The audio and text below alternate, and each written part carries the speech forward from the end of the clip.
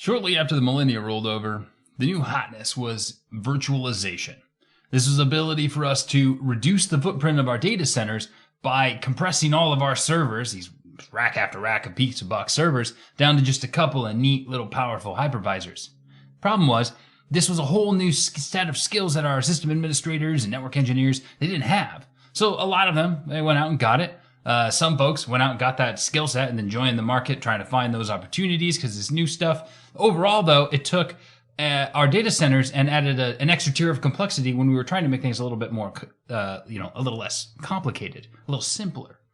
The cloud, we've had network available, internet accessible services and applications for decades, many decades. But the cloud as we know it now, this was an attempt to resolve the problem that folks were having in the business level, in the data center, with basically these whole huge tiers of organization, dozens and dozens of personnel sometimes, to ultimately serve just one simple function that may or may not, like in the banking industry or medical industry, that simple function hasn't evolved at all. I get ahead of myself, though. Let's back up a second. Let's talk about what we were using before this amazing new service called the cloud came to us in the IT world and allowed us to expand and grow and do all this great stuff. What we had were buildings, and in those buildings, usually, were racks, and in those racks, usually about 6 feet tall, right?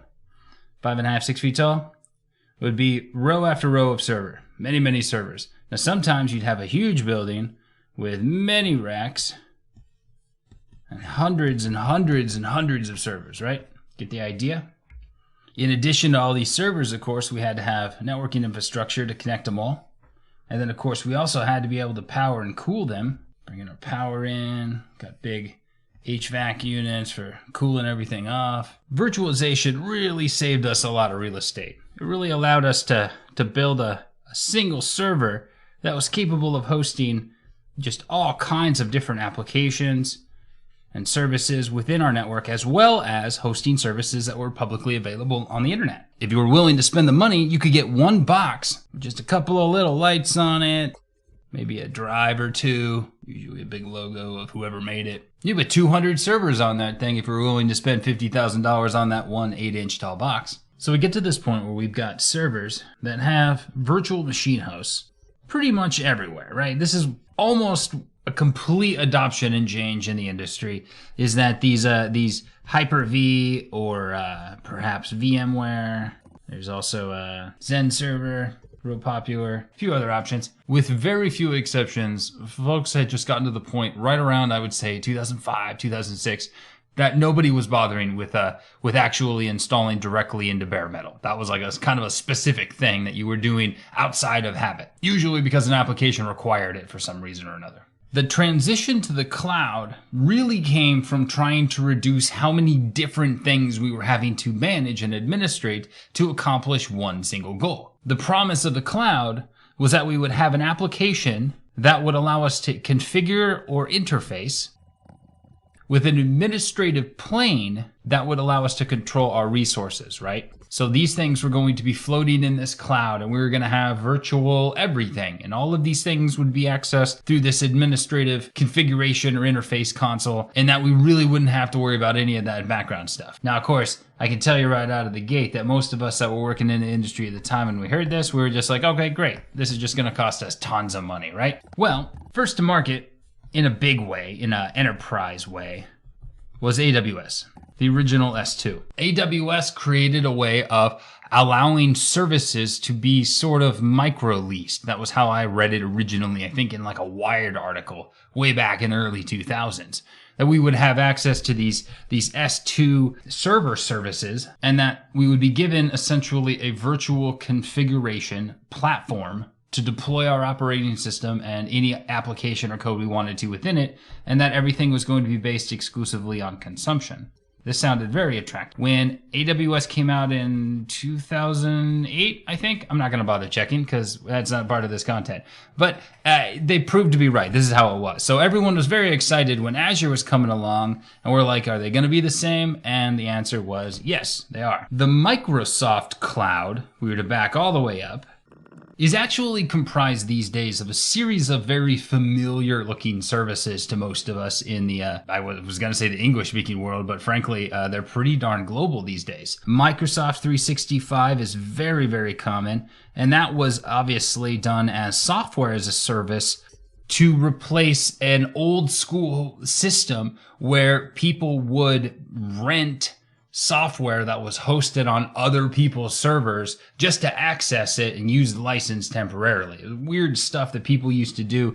Microsoft 365 is a solution to the Office, which is one of the most popular productivity platforms ever made, being also one of the widest pirated and duplicated and stolen, however you want to say it, licensed softwares that frequent most people in college students' workstations. So Microsoft came up with this 365 cloud as a way of just offloading all of this Office nonsense onto the internet in a place where they could keep an eye on it. And this also allowed it to get a lot cheaper. There are plenty of methods of getting access to Office products, including their installable, local, downloadable versions for less than $5 a month. It's very, very affordable. Much better than the old days when it was, several $100s for a CD or with some books in a box that people would just then buy and copy and distribute on nefarious platforms. Another widespread, widely known cloud service is the Xbox. The Xbox is basically 100% cloud integrated now for your saved games and for licensing your software on your Xbox itself and for buying new games and applications and doing all kinds of stuff. There's also the web store itself where you can buy Microsoft products, and the App Store, which lives within the Windows environment and was originally slotted for their mobile platform, but is still pretty awesome. Hosts a lot of the applications we use and allows third-party applications to leverage Microsoft's update platform so that you can benefit from having nice and clean and current software. Brings the desktop and the laptop into the same kind of platform environment that we get with our smartphones on the Apple or the Android. Speaking of platforms, all of these clouds ultimately reside on the big framework in the Microsoft sky, which is Azure.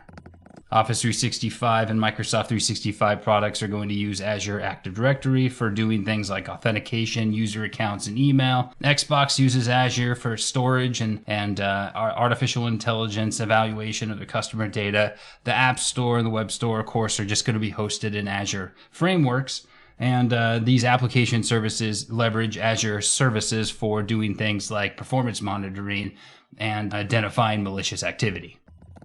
Clearing the screen of all that crayon and nonsense I'd put up there. The 365, the Xbox, the App Store, the Web Store, they're all ultimately part of this big Microsoft cloud that all ultimately is including and residing upon Azure.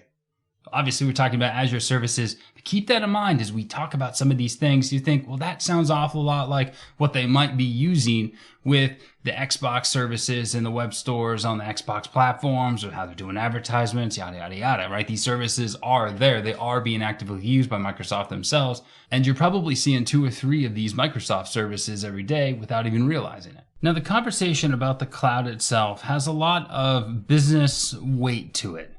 The main reason is Azure is a product that can never properly be owned or controlled by anyone but Microsoft. After all, it's theirs and they wouldn't want to sell it if they didn't have to. Ultimately, that puts some businesses at a level of concern because they are worried that what happens if Microsoft goes belly up or if there's some issue. Well, we have this relationship threat with any business partner that we bring into our organization. So we want to evaluate these business partners. We want to determine, is this cloud product that Microsoft has to offer something that we could expect to be around for a while? Microsoft, in addition to selling these Azure services and the other cloud products, is still a hardware vendor and is still actively selling software. That level of diversity at the top level of their market in the bleeding edge technological game suggests that most people, and as market shows, they are putting faith in Microsoft to be around long enough that they're willing to put their organization into Azure's hands completely. Now, I'll stop before it starts sounding like some sort of Microsoft sales pitch. It's worth noting that This is Microsoft's perspective, which is exactly what you'll see on an environment that is controlled and authored by Microsoft, like a certification exam. So Microsoft does say that there is going to be some hesitation. They know that there's a concern. Do I, business owner XYZ, want to believe Microsoft is going to be there forever and always, until bankruptcy do us part? Yes, Microsoft wants us to believe that, and the reasons are technical in nature. This is a widespread service used by a lot of an integral parts of Microsoft's own business model. The fact that they're willing to eat their own dog food is one of those things you can take to the bank as a technical person in your organization when pitching Azure as a cloud option. Now, the cloud itself, it's a host of services that are available exclusively on the internet in lieu of the services that were used to exist within the data center that we managed or owned and operated ourselves. So cloud services available to us, but not available even if you've got truckloads of money to purchase them. You only get access to the services at the internet level, not the background infrastructure. I hope this has been informative for you, and I'd like to thank you for viewing.